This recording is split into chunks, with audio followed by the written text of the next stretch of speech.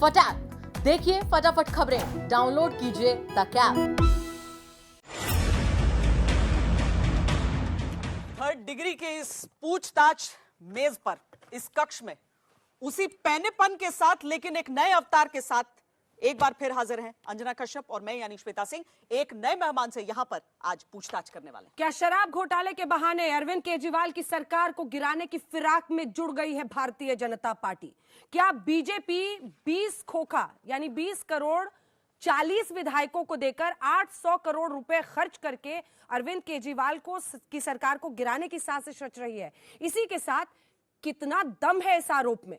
ये तो कहते हैं बीजेपी वाले कि शराब घोटाले में कहीं ना कहीं शराब कारोबारियों को फायदा कर दिया है अरविंद केजरीवाल की सरकार ने। कितना दम है इन आरोपों में, जानने के लिए अब हम बुलाना चाहेंगे भारतीय जनता पार्टी के लोकसभा सांसद, प्रवक्ता, नेता मनोज तिवारी को। मनोज, नमस्कार। आइए मनोज जी, लेकिन क्योंकि हमारे थर्ड डिग्री है ये, तो हमारे जो तीसरे साथी हैं उनको मैं बुला लेती हूं। ये दिल्ली सरकार को लंबे समय से कवर करते रहे हैं और उन तमाम सवालों के साथ हमारे साथ आ रहे कुमार कुणाल। तो स्पेशल इन्वेस्टिगेटिंग ऑफिसर कुणाल हमारे साथ चर्चा में शामिल होंगे, लेकिन पहला सवाल आपसे। 20-20 करोड़ का खोखा लेके घूम रहे हैं, नारा लगा है खोखा खोखा 20 खोखा।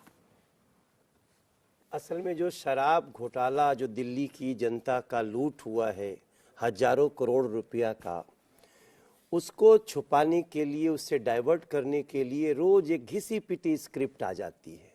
सी ग्रेड फिल्मों का जैसे स्क्रिप्ट होता है आदर्श नगर टाइप का मुंबई में, वैसे ही तो ये घिसी पिटी स्क्रिप्ट लाना उनकी बौखलाहट का कारण है। खोखा तो हम सुने ही नहीं कभी। खोखा का मतलब क्या होता है ज्यादा अरविंद केजरीवाल जो मनीष सिसोदिया जी बता सकते हैं। खोखा की हिस्ट्री तो बड़े राज्यों में घूम रही है, कहते हैं ये महाराष्ट्र में किया आपने, अलग अलग राज्यों में करते हैं ये खोखा वाला। सवाल तो सिंपल सा है कि एक ऐसी शराब नीति जिसको आप बेस्ट बताते थे, जैसे ही जांच होती है आपने वापस क्यों ले लिया? ऐसा क्या था जो छुपाना था जिससे डर लग रहा है? अरविंद केजरीवाल कहते हैं कि एक सीरियल किलर है, 6 हत्याएं कर चुका है, 800 करोड़ कहीं दिल्ली के एक किसी घर में रखे हुए हैं, 20-20 करोड़ दे रहे हैं आप। ये अरविंद केजरीवाल का मोडस ऑपरेंडी है।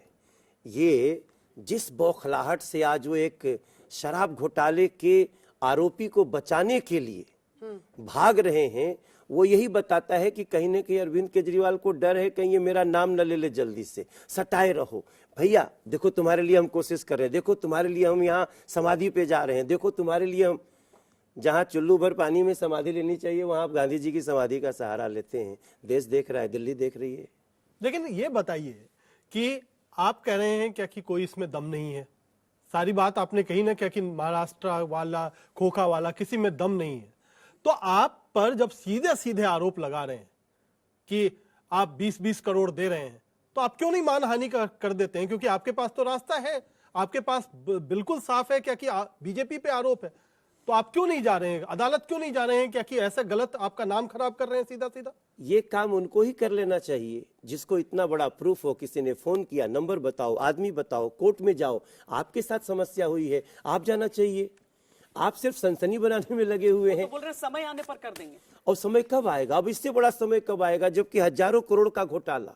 आप लोग ऐसे ही कहते रहते हैं कि आम आदमी पार्टी के खिलाफ है। चुनाव होता है, वो प्रचंड जनादेश के, लोकसभा में जरूर आप लोग बाजी मार लेते हैं, लेकिन विधानसभा में उनकी यहाँ पर पकड़ है, बहुत काम करने की जरूरत है। मुझे तो ये बताइए कि अगर वो कहते हैं कि महाराणा प्रताप का मैं वंशज हूं, राजपूत हूं, मैं नहीं झुकूंगा, तो आप लोग कह देते हैं ये तो औरंगजेब की पूजा करते हैं। क्या होता है औरंगजेब की पूजा? कौन कर रहा है? कब किया है अरविंद केजरीवाल ने औरंगजेब की पूजा? कब की है? मेरे में कई वीडियो पड़ा हुआ है जहां वो कहते हैं मैं कभी जाति में नहीं जाऊंगा, मैं कभी जात धर्म में नहीं जाऊंगा। आज ऐसा क्या पड़ गया कि आपको जाति का परिचय देना पड़ रहा है? आप ही है ना इंसान का, इंसान से हो भाईचारा, यही है धर्म हमारा। अभी आप जाति में चले गए, इतना डर गए, इतना बौखला गए। सिंपल सा सवाल है कि भाई ब्लैक लिस्टेड कंपनियों को कोई कैसे ठेका दे सकता है?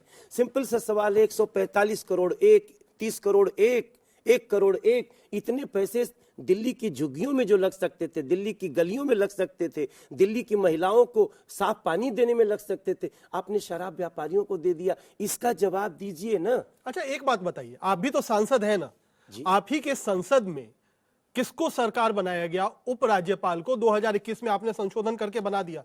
आपके अनिल बैजल साहब जब पूरी पॉलिसी बन रही थी, एक एक प्रस्ताव, मेरे पास डेट वाइज उनका हिसाब है कि कब कब उनके पास प्रस्ताव गया है। 2020 से पॉलिसी बन रही है, उस समय क्यों नहीं किया गया? आप कह रहे हैं 144 करोड़ माफ कर दिया गया, वो तो दिसंबर जनवरी में माफ किया गया था, तब आप क्यों चुप बैठे हुए थे? तत्कालीन एलजी ने इसको कैबिनेट से पास नहीं होने दिया। यही तो अनिल बैजल जी का निर्णय था, जब इनको अपना प्रस्ताव कैबिनेट से वापस लेना पड़ा 2021 में। और वापस लेने के बाद गैर कानूनी तरह से शराब व्यापारियों को काम देते रहे।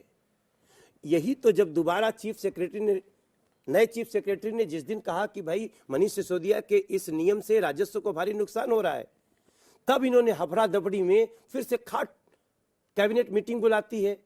तब एलजी ने कहा कि नहीं भाई, इतना हम मौका नहीं दिया जा सकता, जो भी होगा दूध का दूध शराब का शराब होना चाहिए, चलो सीबीआई इंक्वायरी हो जानी चाहिए। देखिए, एक सीधी सी बात है, अरविंद केजरीवाल बार बार जब अपने लोगों को संबोधित करते हैं, अपने समर्थकों को संबोधित करते हैं, जिसमें दिल्ली की एक बहुत बड़ी जनता आती है, वो सीधे तौर पर कहते हैं ये लोग मुझे काम नहीं करने दे रहे। और जब दिल्ली में हम टकराव देखते हैं तो किसी भी दूसरे राज्य से ज्यादा दिल्ली में दो पार्टियों के बीच का टकराव नजर आता है हर एक चीज में। वो कहते हैं कि देखो, अभी जैसे संजय सिंह बोलते हैं, वो कहते हैं कि अगर हम ये चीज कर रहे हैं तो दूसरी स्टेट भी कर रही है, और दूसरी स्टेट किसकी है? उत्तर प्रदेश, गुजरात, ये सारी चीजों का वो जिक्र करके जाते हैं। तो फिर दिल्ली में आप लोगों को हर चीज पाप लगता है, बाकी राज्य जहां आप हैं वो पाप नहीं है। नहीं, हम सिंपल सी बात कह रहे हैं कि आपको किसी स्टेट से कोई प्रॉब्लम है, इस देश में कानून है, कोर्ट है, आप जा सकते हैं। गए हैं क्या कहीं? खाली आप मीडिया को डाइवर्ट करने में, मुद्दे को उसको भ्रमित करने में लगे हुए हैं। तो मीडिया देखो, भ्रमित बहुत दिन नहीं हो सकता, कभी कभी हो सकता है। आपको किसी भी स्टेट से जाइए, हमें आपसे पूछना है कि भाई 145 करोड़ रुपया लाइसेंस का शुल्क आपने शराब व्यापारियों को दे दिया, 30 करोड़ दे दिया। और सबसे बड़ी बात, हमने एक बात कही थी, उसका डिसीजन आज न कल समीक्षा होगी कि ये 8,100 करोड़ रुपए का एक और हिसाब मांग रहा हूं मैं। इन्होंने कहा बेस्ट पॉलिसी है, शराब की बिक्री बढ़ गई और राजस्व घट गया। घोटाला कितने का है? आप लोग हमेशा रोज एक नया फिगर दे रहे हैं इसका। नहीं, हम लोग एक ही फिगर दे रहे हैं, 145 करोड़ एक, 30 करोड़ एक, 1 करोड़ रुपए का एक अलग है। 2% से 12% कमीशन बढ़ाने में जो हुआ उसका हिसाब किताब आ जाएगा, कितनी शराब बिकी है। और तीसरा हमारा कहना है कि जब आपने खुद कहा कि 9,500 करोड़ रुपया आएगा, तो 1,400 करोड़ ही क्यों आया जब आपकी पॉलिसी बेस्ट थी? जो वेवर दिया गया, क्यों माफ किया गया, यही है ना आप लोगों का सर? हाँ। क्या आप यहां बैठकर 3rd डिग्री की कुर्सी में जी ये कह सकते हैं कि बीजेपी की सरकारों ने कोविड के टाइम पर इस तरह का वेवर्स नहीं दिया? क्या एमसीडी ने ऐसा वेवर नहीं दिया? ध्यान से सुनिएगा। और ये हाईकोर्ट के ऑर्डर्स थे कि जिन लोगों को नुकसान हुआ है, सरकार अपने विवेक से देखकर उनको वेवर्स दे सकती है। क्या एमसीडी ने वेवर्स नहीं दिया? जो अलग अलग राज्यों में बीजेपी का जिसका जिक्र आता है, गुजरात में और इसी के साथ मध्य प्रदेश में, क्या आपने कोविड के दौरान ऐसे वेवर्स दिए हैं या नहीं दिए हैं? हाँ या ना? दिए गए होंगे, लेकिन आप करें। नहीं, आप 1 मिनट दीजिए। दिए गए होंगे, लेकिन हम लॉकडाउन लगा रहे हैं, जरा गाड़ी नहीं आ सकती, गाड़ियों को हमने बैन कर दिया, एक ये बात है। और लाइसेंस लेकर के अगले 10 साल तक आपको बिजनेस करना है व्यापार का, उसको आप कैसे माफ कर सकते हैं? लाइसेंसिंग फी है साहेब, उसका कोरोना के लॉकडाउन से कोई मतलब नहीं। नहीं, लेकिन आप करें तो कल्याण और वो करें तो घोटाला कैसे हो जाता है? वेवर इसके बाद भी जो भी करना चाहिए लीगल करना चाहिए। उन्होंने जो किया उसका उन्होंने लीगल परमिशन नहीं ली। वो एक चुने हुए प्रतिनिधि हैं, चुने हुए मुख्यमंत्री हैं, चुने हुए विधायक हैं, मिनिस्टर बने हैं। वो बिना संवैधानिक प्रक्रियाओं को पूरा करें, न तो हम कर सकते हैं न वो कर सकते हैं। पर आप कह रहे हैं कि अरविंद के ये मनीष सिसोदिया की गिरफ्तारी होगी, आप कह रहे हैं मनीष सिसोदिया की गिरफ्तारी होगी?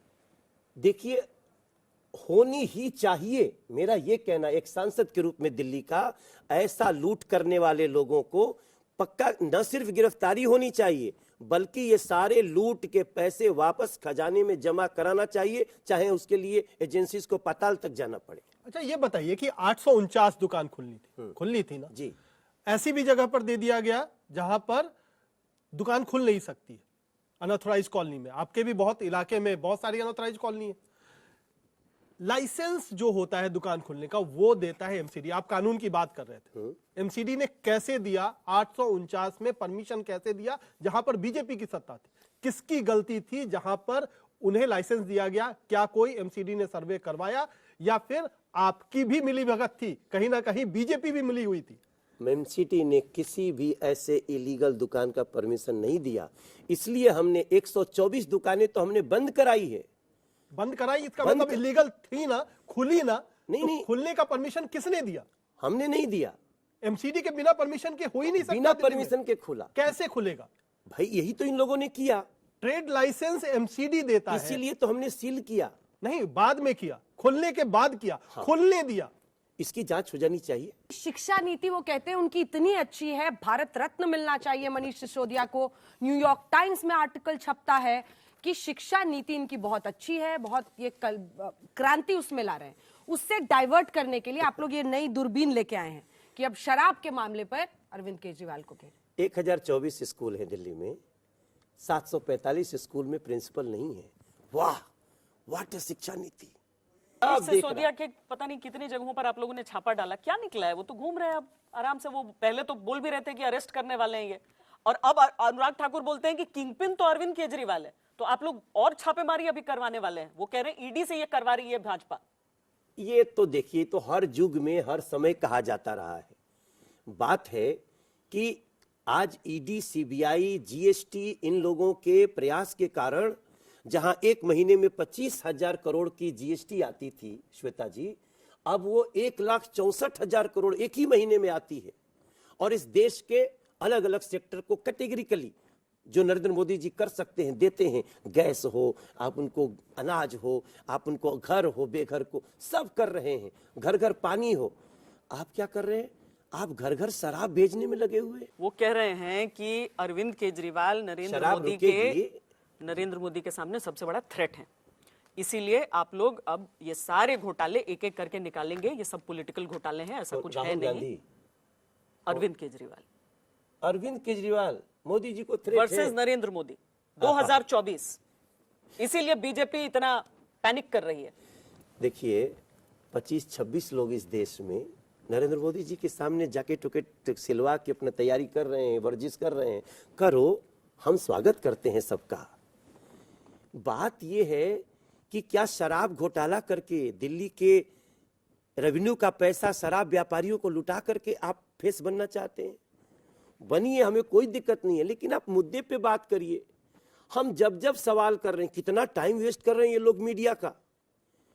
जब जो सवाल पूछा जाए उसका सवाल है कि आपने ब्लैक लिस्टेड कंपनियों को ठेका क्यों दिया? ठेका ठेका ठेका ठेका ठेका ठेका, बाप रे बाप, पूरी दिल्ली के दिमाग में खाली ठेका है। दिल्ली इज नोन फॉर ठेका, Delhi should be known for ठेका ओनली। तो ठेका वर्सेस खोका हो गया है। देखो, ये तो इनकी स्क्रिप्ट है, बनाइए, लेकिन ऐसा स्क्रिप्ट बनाओ जिसपे दिल्ली की जनता विश्वास करे। हम भी तो सांसद हैं, रोज मिल रहे हैं। कल अभी हम पाइपलाइन गैस 2000 घरों में डाल के आए हैं। आपने फोन तो नहीं कर दिया था किसी को, विधायकों में? बताइए ना। अभी देखो, मनीष जी कहते हैं हमको फोन आया हमारे फोन पे, और आपका फोन तो सीबीआई के पास जमा है, आप ही बोले थे। कौन फोन पे आया?